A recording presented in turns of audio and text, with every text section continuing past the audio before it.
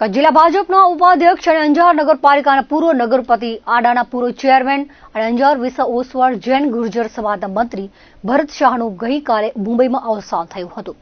આજે સદગતની અંતિમ યાત્રામાં તેમના નિવાસસ્થાનેથી નીકળી હતી. કચ્છ જિલ્લા ભાજપના ઉપાધ્યક્ષ અને અંજાર નગરપાલિકાના પૂર્વ નગરપતિ, આડાના પૂર્વ ચેરમેન અને અંજાર વિસા ઓસવાડ જૈન ગુર્જર સમાજના મંત્રી ભરત શાહનું ગઈકાલે મુંબઈમાં અવસાન થયું હતું.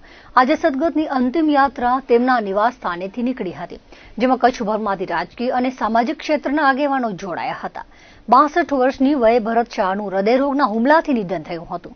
તેમના નિધનથી કચ્છભરમાં ઊંડા શોકની લાગણી ફેલાઈ હતી. આજે તેમનો નશ્વર દેહ પંચમહાભૂતમાં વિલીન થયો હતો.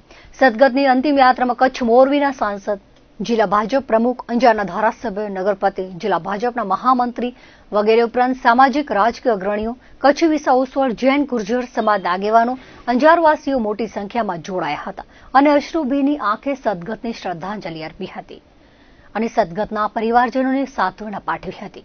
અંજાર જૈન સમાજે આજે ધંધા રોજગાર બંધ પાડી સદગતને શ્રદ્ધાંજલિ આપી હતી.